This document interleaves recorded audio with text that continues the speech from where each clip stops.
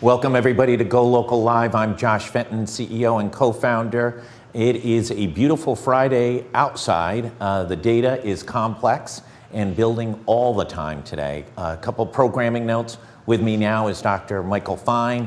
In an hour will be Governor Raimondo, an hour 15. Those press conferences haven't started yet on time. But let's go to Dr. Fine. Dr. Fine, usually we start with the numbers, but you had a very compelling note from a fellow doctor that you know well. Can you give us the background and tell us the story of what he emailed to you? Sure.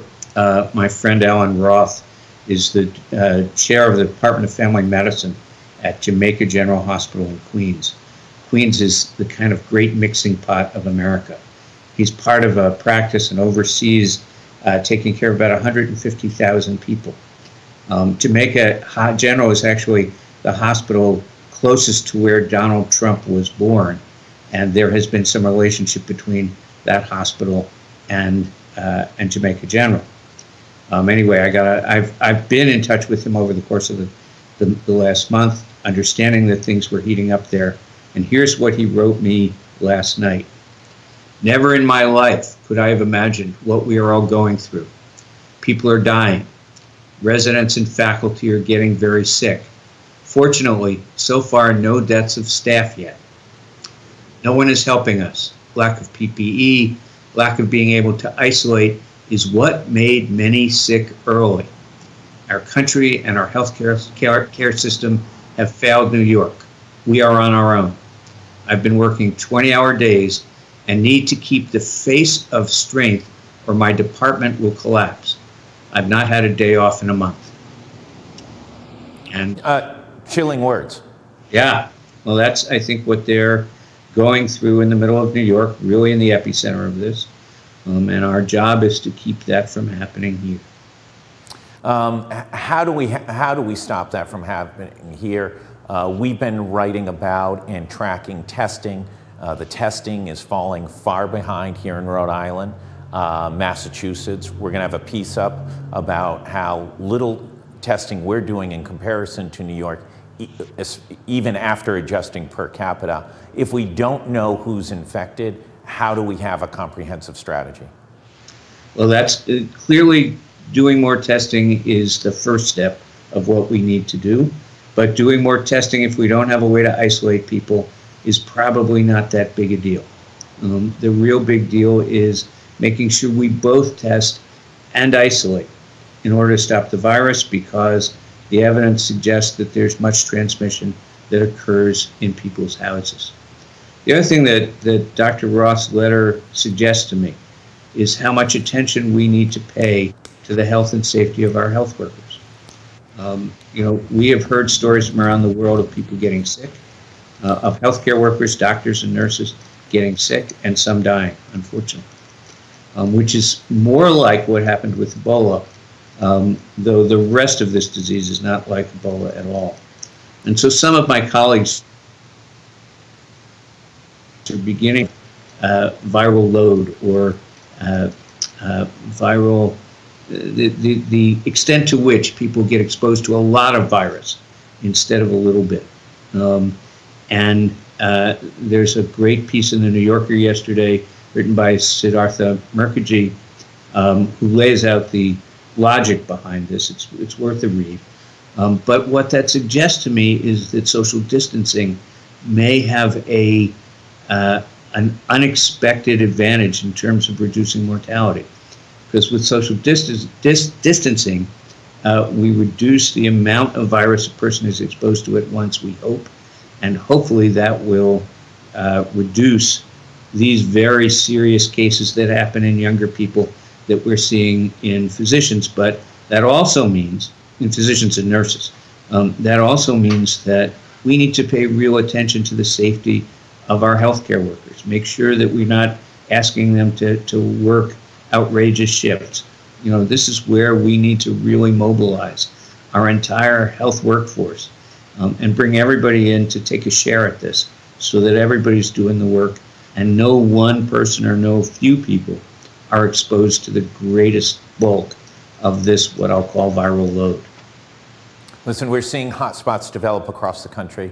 New York City is in the midst of it right now. Trending is Detroit, Chicago, Louisiana, New Orleans may be in worse shape than New York, as they have far less healthcare infrastructure and a surge that is outpacing New York. How do we in Rhode Island protect our healthcare workers and have a beat on when the surge is coming and how to deal with the surge as effectively as possible? We seem to be eating up our time with neither having testing in place or any announcement of what the extension of our existing healthcare infrastructure is to be able to deal with patient surge and isolation. I believe my colleagues in public health and my old colleagues in government are working very hard on solving both of those problems. I would, of course, love to see more public announcements, but I think that's exactly what people are working on as we speak. Hopefully we'll hear about it in the next few days.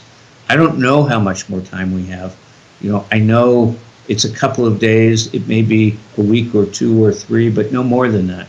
You know, if you look at we didn't talk about numbers, but if you look at the number of people now in intensive care units, we basically went from 0 to 9, and 6 of those on ventilators over a day or 2. Every single person who needs hospitalization tells me about hundreds of thousands of people who've had this disease, and you know, they were the way all the other infections are the way the virus kind of creeps through the population and eventually finds the most vulnerable. So this is coming, but we don't have forever. And just Godspeed to the people who are working on it so they get all these pieces in place, because the sooner we get these pieces in place, the sooner we get everything in place, locked down, and under control, the lower the surge is and the more it's handleable by our hospitals and ICUs. Let's go to the numbers. The numbers are daunting. USA passed both Italy and China in the total number of cases. Why don't you run through them? Sure. But remember, every time I say the number of cases, it's tested cases. Correct. And there are many other people who are likely to be positive who these tested cases don't reflect. So around the world, we're up to about 559,000, an increase of 65,000 tested cases. In the United States, we're up to 86,548, an increase of 17,000 cases just in the past 24 hours. In terms of number of deaths, which I think is the real number for us to watch, the number of world deaths is up to 25,000, and that's an increase of about 3,200 in 24 hours. In the United States, our deaths are up to 1,321, an increase of about 281, all too much, and just a fraction of what's coming at us, I fear. I'm really worried about what happens when this disease gets into refugee camps and when it gets into developing nations without anything close to the infrastructure we have to control it. Let's stay here in the United States for one moment. In Rhode Island, to get enough data to be of value, how many folks should be being tested today? You know, I have a hard time answering that question. I think we need to be doing a couple of things. First of all, testing basically as many people who are sick as part of our baseline. But again, that's important not so much to do a baseline, not so much to kind of count the incidence and prevalence of disease. That's important when we have isolation to move the sick people into. Short of that, testing more people doesn't get us very far. Because you know, the basic approach we've taken, which I think is brilliant, is anybody who's sick with anything go into isolation. That's the right approach. I would love us to be doing community serologic and prevalence surveys, testing communities of people, 100 or 1,000 around the state, and testing them repetitively, so we see how many people have had the disease in a population denominator. We see how many people are positive now, and we see how many people are symptomatic now. That really gives us the tools we need to steer the ship. It's not a zillion people, but it's a lot, and it's a lot of work. And the hard thing is doing that work at the same time. We're working so hard to case manage all the people who have been exposed or have symptoms. There has not been any word of mobilization of local, town and city officials or moving talented people from other parts of state government over to the Department of Health and other response agencies. Does that need to happen now?